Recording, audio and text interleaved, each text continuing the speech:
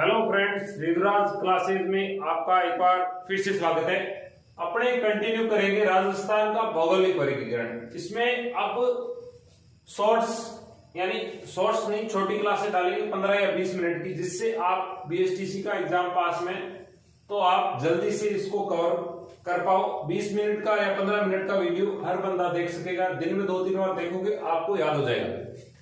थोड़े से नोट्स एक बार फर्स्ट बार देखो तो नोट्स नोट कर लेना, दोबारा देखो तो इसको सीधा देख लेना, आपको इजीली याद हो जाएगा, इससे बाहर नहीं जाएगा जीके में। तो राजस्थान का भौगोलिक वर्गीकरण, राजस्थान का भौतिक विभाजन सर्वप्रथम वीएन मिश्र ने 1968 में किया था। इन्होंने 7 भागों में राजस्थान को बांटा था। अभी क्या कह रहा है, भौतिक विभाजन। राजस्थान का भौतिक विभाजन तो किया था वीएन मिश्र ने, लेकिन एक पहले भी आपको मैंने पढ़ाया था, राजस्थान का भूवैज्ञानिक सर्वेक्षण एम.ए. हारान ने किया था। यहीं पे लिख लो, राजस्थान का भूवैज्ञानिक सर्वेक्षण एम.ए. हेरोन ने किया। अब इनको मिक्स नहीं करना है आपको। भूवैज्ञानिक सर्वेक्षण यानी भूमि का सर्वेक्षण तो एम.ए. हेरोन ने किया था, और भौतिक विभाजन वीएन मिश्र या वीरेंद्रनाथ मिश्र ने किया था।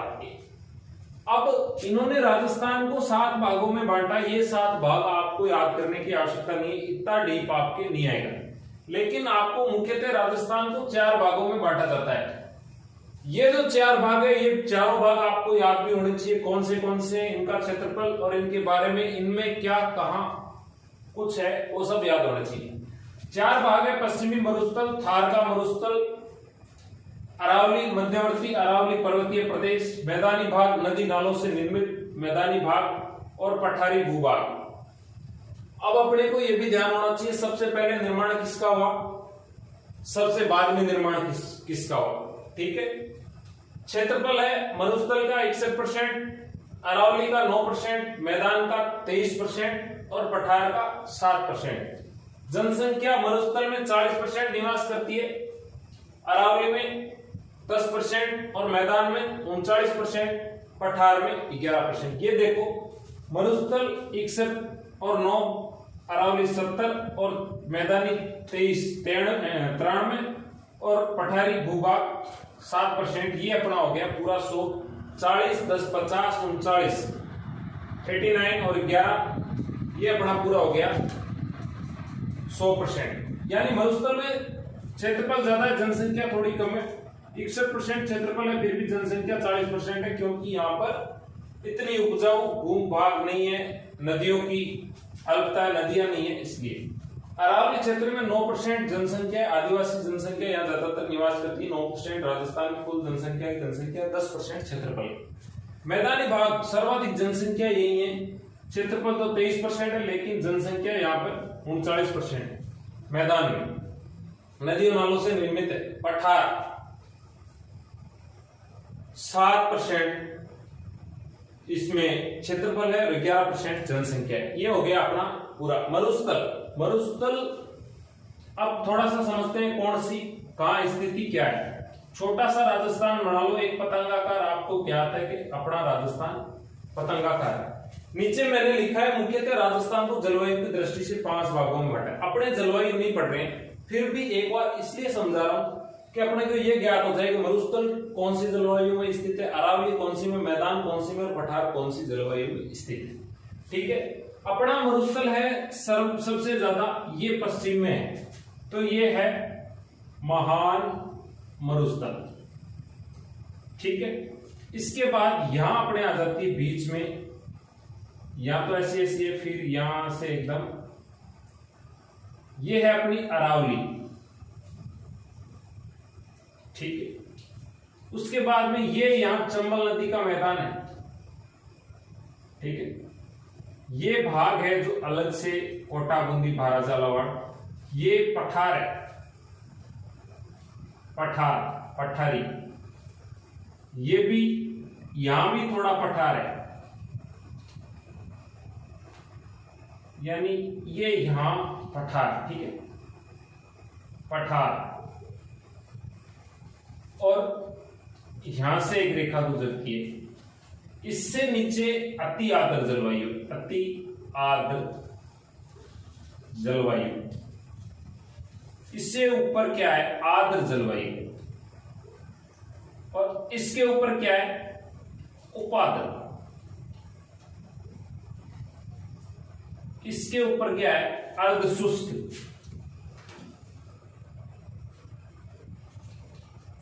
और इधर क्या है? ये है शुष्क जलवायु।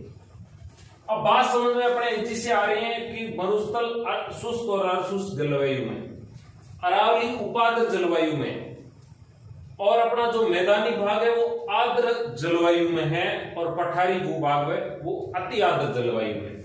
ठीक है, यहां लिख लो 25 सेंटीमीटर, यहां लिख लो 50 सेंटीमीटर, यहां लिख लो आप 90 सेंटीमीटर, और यहां लिख लो आप 110 सेंटीमीटर, यहां लिख लो 120 सेंटीमीटर। ये वर्षा है। यहां 25, इससे पश्चिम में 25 सेंटीमीटर होती है, 50 से इधर 25 सेंटीमीटर, यहां 10-20 सेंटीमीटर भी होती है, 50 से इधर ये अपने 30-35 सेंटीमीटर या 40 सेंटीमीटर तक होती है, 50 से 90 तक फिर आ जाते हैं अपने इधर 90 से 110 अरावली का क्षेत्रफल है। तो अरावली की औसत वर्षा भी 90 से 110 है। इसके बाद में 110 से 120 सेंटीमीटर पठारी और मैदानी भूभाग में जलवायु है। तो ये थोड़ा सा जलवायु इसलिए समझाया कि अपन को ज्ञात होना चाहिए कौन सा क्षेत्र कौन सी जलवायु में है। आगे इसको राइट डाउन करो, आगे देखो। अब अपने चारों भाग पढ़ लिए, अब एक एक को अलग पढ़ेंगे। मरुस्थल, मरुस्थल का क्षेत्रफल मैंने आपको लिखा दिया, फटाफट चलेंगे। क्षेत्रफल है मरुस्थल का 61.11%, जनसंख्या है अपनी 40%, और अरावली का वृष्टि छाया प्रदेश है, वृष्टि छाया प्रदेश। कहने का मतलब है अरावली इसके आगे आ जाती है, इसलिए यहां वर्षा कम होती है। अरावली का वृष्टि छाया प्रदेश। अभी आपको समझाया था अर्धशुष्क व शुष्क जलवायु में स्थित है। राज्य से 50 सेंटीमीटर समवर्षा रेखा या अरावली से विभाजित है। और क्या है इसमें? इसको दो भागों में बांटा जाता है।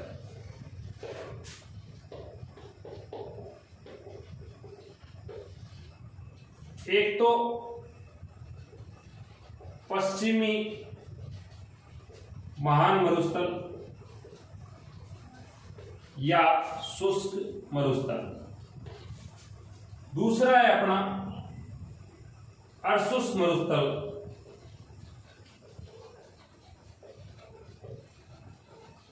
या लघु मरुस्थल। समझाने की कोई बात नहीं, अभी मैंने समझाया कि अर्धशुष्क मरुस्थल का है, पश्चिमी मरुस्थल का है और शुष्क मरुस्थल का है। इसके बाद में अब ये पश्चिमी का जो महान मरुस्थल है इसको दो भागों में बांटा गया है। पहले इसका विस्तार लिख लो, दो भाग आगे करेंगे, बोर्ड भर गया। पश्चिमी महान मरुस्थल का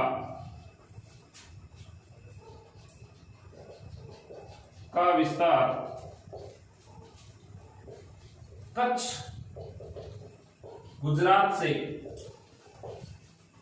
गुजरात से पंजाब हरियाणा तक है। आगे बात सुन ले, एक लाइन और लिख लो मरुस्थल। यह जो मरुस्थल है अफ्रीका की पेलियो आर्कटिक मरुस्थल का राजस्थान में विस्तार है। यानी अफ्रीका का एक महान मरुस्थल है जिसका नाम है पैलियो आर्कटिक, उसका विस्तार राजस्थान में थार का मरुस्थल है।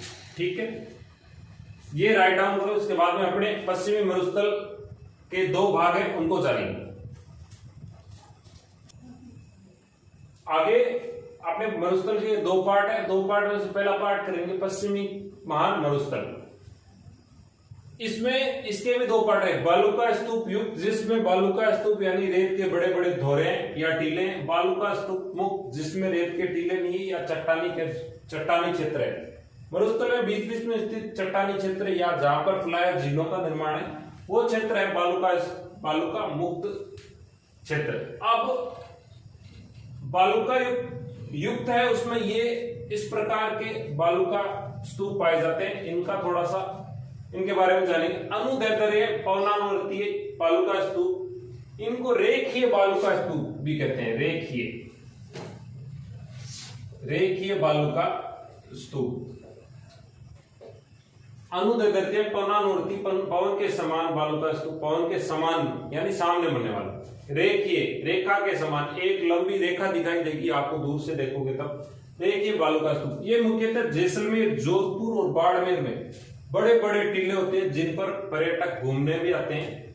सबसे बड़े टीले, सबसे महत्वपूर्ण अनुदैर्ध्य पवनानुवर्ती बालू का स्तूप, रेखीय बालू का स्तूप। जो रेत के बड़े टीले होते हैं जैसलमेर, जोधपुर, बाड़मेर में मुख्यतः ये टीले पाए जाते हैं।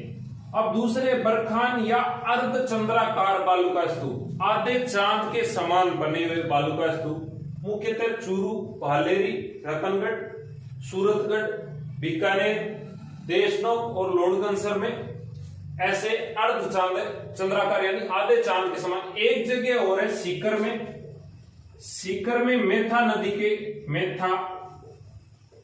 नदी के क्षेत्र में भी ये पाए जाते हैं। यानी अर्धचंद्राकार जो बालू का स्तूप है चूरू, भालेरी, रतनगढ़, सूरतगढ़, बीकानेर, देशनोक, लोणगंसर और सीकर में मेथा नदी के क्षेत्र में ऐसे आपको टीले दिखाई देते हैं। इनके बीच में रेत की रगड़ से बने खड्डे को स्थानीय भाषा में ठड या थड़ी कहते हैं। यानी इन दोरों के बीच में साइड में बड़ी बड़ी रेत इकट्ठी हो जाती है और बीच में जो एक खड्डा बनता है रेत की रगड़ से, उससे स्थानीय भाषा में ठड या थड़ी कहते हैं। बीकानेर क्षेत्र को वैसे थड़ी कहते हैं, बीकानेर क्षेत्र को भी थड़ी कहते हैं। अनुप्रस्थ बालू का स्तूप बीकानेर, पूगढ़, हनुमानगढ़, रावसर, चूरू, सूरतगढ़ और झुंझुनू में ये क्षेत्र है। अनुप्रस्थ बालू का स्तूप बीकानेर, पूगढ़, हनुमानगढ़, रावसर, चूरू, सूरतगढ़ और झुंझुनू क्षेत्र में ये बालू का स्तूप पाए जाते हैं। इतना ही ध्यान रखना है। पैराबोलिक बालू का स्तूप, महिलाओं की जो हेयरपिन होती है ना सिर में लगाते हैं, उसके समान ये बालू का स्तूप पाए जाते हैं। और सभी जिलों में मतलब राजस्थान के सभी जिलों में नहीं, सभी मरुस्थल के जैसे मरुस्थल के कुल 12 जिले, इन सभी 12 जिलों में ये पैराबोलिक या महिलाओं की हेयरपिन के आकार के स्तूप पाए जाते हैं। आगे देखो तारा बालू का स्तूप, तारे के समान जो स्तूप दिखाई देते हैं, मुख्यतः मोहनगढ़, पोखरण, सूरतगढ़, जैसलमेर में स्थित है। एक दो और है इसमें बालू का स्तूप युक्त क्षेत्र में। एक तो आता है अपने अवरोधी बालू का स्तूप, छठा लगा के लिख लो, अवरोधी बालू का स्तूप। अवरोधी नाम से ही पता चल जाता है किसी अवरोधी, यानी सामने कोई छोटी चट्टान आ गई, उससे उस चट्टान के पास जो मिट्टी इकट्ठी हो जाती है वो अवरोधी। जैसे डीडवाना का चट्टानी भाग है, वहां कुछ जगह मिट्टी इकट्ठी हो रखी है। और बूढ़ा पुष्कर लिख लो, पुष्कर अजमेर, दो ही लिख लो इसमें, नागौर भी लिख लो, नागौर। ठीक है, नागौर को एक नाम और है आई छतरपुर या बांका पट्टी भी कहते हैं नागौर को, बांका पट्टी क्षेत्र है नागौर में। ठीक है, जितने क्वेश्चन ज्यादा क्लियर हुए, जहां जो आ रहा है उसको वही कंप्लीट कर लो। एक अवरोधी, एक और लिख लो आप इसमें, नेटवर्क बालू का स्तूप, नेटवर्क बालू का स्तूप। ये स्तूप मुख्यतः हनुमानगढ़ में, हनुमानगढ़ और हनुमानगढ़ के पास जो हरियाणा का क्षेत्र है लगता हुआ हिसार व भिवानी, हरियाणा का हनुमानगढ़ और हरियाणा का हिसार व भिवानी क्षेत्र। अब इसके बाद में अपने बालूकाई मुक्त क्षेत्र करेंगे। आप इसको फटाफट राइट डाउन करो। अगला है अपना बालूका मुक्त प्रदेश। बालूका मुक्त, जहां पर मरुस्थलीय क्षेत्र में जुरेसिक कालीन, प्लीस्टोसीन कालीन, इयोसीन कालीन चूना पत्थर या जीवाश्म युक्त चट्टानें पाई जाती है, वहां उस क्षेत्र में अपने ये बालूका स्तूप नहीं है, रेत के धोरे नहीं है, मुक्त प्रदेश है। चूना पत्थर की चट्टानें, यहां लिख लो जीवाश्म युक्त चट्टानें, जीवाश्म युक्त चट्टानी क्षेत्र, ठीक है। चूना पत्थर की चट्टानें जैसलमेर के ओकलवुड फॉसिल पार्क के जीवाश्म इसी के उदाहरण, ठीक है। इसके बाद लिग्नाइट कोयले की चट्टानें, प्राकृतिक गैस भंडार, पेट्रोलियम, पलायन झीलों का क्षेत्र, इनके पास खड़ीन कृषि भी होती है। पलायन झीलों का क्षेत्र यानी धोरों के बीच में एक ऐसी भूमि बन जाती है जहां वर्षा जल इकट्ठा हो जाता है, उसे पलायन झील कहते हैं। इसके पास जो खेती उसे खड़ीन कृषि कहते हैं। इसके बाद मुख्यतः बाप, जोधपुर, बालूका और बादुरा क्षेत्र में, बादुरा बालूका सम चट्टानी क्षेत्र है ये। यहां पर यानी बाप, जोधपुर और बादुरा बालूका सम चट्टानी क्षेत्र में ये अपने बालूका स्तूप नहीं पाए जाते। लाठी सीरीज जैसलमेर की एक जल सीरीज है जिसमें जल का भंडार है, जैसलमेर के मीठे जल की सीरीज है। जैसलमेर में इसमें सेवण घास पाई, जैसलमेर में सेवण घास पाई जाती है, सेवण घास पाई जाती है, ठीक है। इसके बाद है लूणी नदी का क्षेत्र, इसमें भी अपने बालूका स्तूप प्रदेश नहीं है। प्राकृतिक गैस सर्वाधिक कहां है? जैसलमेर में, मोटा मोटी बता रहा हूं, ठीक है। पेट्रोलियम सर्वाधिक बाड़मेर, बाड़मेर, बीकानेर, ठीक है। और लिग्नाइट कोयला बाड़मेर, बीकानेर। ये मुख्यतः मैंने आपको क्षेत्र बताए। बीकानेर में आप जानते हो पलाना, पलाना बीकानेर। और इधर आप लिख लो बाड़मेर में कपूरडी, कपूरडी बाड़मेर। और जालिपा ये भी बाड़मेर है। बीकानेर में एक क्षेत्र और लिख लो हाडला, ये बीकानेर का क्षेत्र है। ये सारा क्षेत्र क्या है? बालूका स्तूप मुक्त प्रदेश है, ठीक है। फटाफट राइट आउट। मरुस्थल के क्षेत्र, मरुस्थल के देखो, मरुस्थल का विस्तार 12 जिलों में है। जोधपुर, जैसलमेर, बाड़मेर, बीकानेर, गंगानगर, पाली, जालोर, पाली, चूरू, झुंझुनू, सीकर, नागौर और हनुमानगढ़। 2 जिले गग्गर नदी वाले, फिर पाकिस्तान से लगने वाले 4 जिले, फिर अपने ये जालोर, पाली और जोधपुर मारवाड़ वाले जिले, फिर चूरू, झुंझुनू और सीकर और नागौर, ये शेखावाटी के 4 जिले। यानी ये चारों शेखावाटी के जिले। ये 2 जिले हैं, ये गग्गर नदी का मैदान है। 1, 2, 3 और बाड़मेर कहां गया? ये 1, 2, 3 यानी 3, ये चौथा हो गया अंतरराष्ट्रीय सीमा पर। फिर जोधपुर, पाली और जालोर, ये तीनों है मारवाड़ के। कुल मिला के आपके इसमें 12 जिले हैं। लिखना चाहते हो तो अलग से लिख लो। चूरू ये हो गया शेखावाटी, और ये अपना हो गया जोधपुर, जैसलमेर, बाड़मेर, बीकानेर, ये सारे मारवाड़ के अंतर्गत आता है। जालोर, पाली सारे लिख लो, चाहे सारे मारवाड़ के। ये गंगानगर को इसको छोड़ दो, गग्गर नदी का है, और ये बाकी सारे के सारे मारवाड़ के जिले। अब लूणी नदी क्षेत्र है, इसी का क्षेत्र है। अजमेर, नागौर, जोधपुर, पाली और जालोर से आगे चली जाती है। ये अपने मरुस्थल के हिसाब से पड़े। आंतरिक अपवा क्षेत्र या शेखावाटी का क्षेत्र, जिसे बांगड़ क्षेत्र भी कहते हैं। वागड़ दक्षिणी राजस्थान में डूंगरपुर बांसवाड़ा का माई नदी का क्षेत्र है। बांगड़ अपने यहाँ लूणी नदी का क्षेत्र मानते हैं।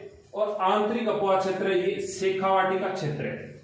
चूरू, झुंझुनू, सीकर और नागौर में, डीडवाना और इसके आसपास के भूभाग को बांगड़ क्षेत्र करे। गग्गर नदी का मैदान हनुमानगढ़ और गंगानगर, ये भी राजस्थान में अपने मरुस्थल का ही भाग है। हनुमानगढ़ और गंगानगर में गग्गर नदी को मृत नदी भी कहते हैं। इसका एक और नाम है मृत नदी, नाड़ी भी कहते हैं, ठीक है, जो फोर्ट अब्बास किले पाकिस्तान तक जाती है। मरुस्थल के पश्चिम में रेड क्लिफ रेखा पाकिस्तान की सीमा रेखा है, जिसकी लंबाई 1070 किलोमीटर है, ठीक है। पूर्व अरावली, पूर्व में, अब दूसरे मरुस्थल के पूर्व में अरावली है और 50 सेंटीमीटर समवर्षा रेखा है। उत्तर में गग्गर नदी का क्षेत्र है, दक्षिण में कच्छ गुजरात का क्षेत्र है, ठीक है। अपने आज मरुस्थल कंप्लीट कर लिया। अब आगे अपने आएगा मध्यवर्ती अरावली पर्वतीय प्रदेश, उसके बाद में मैदान और पठार करेंगे। कोशिश यही करेंगे 1 या 2 क्लास में ये अपने भौगोलिक क्षेत्र पूरा करते हैं, 20 या 15 या 20 मिनट की क्लास में। Thank you.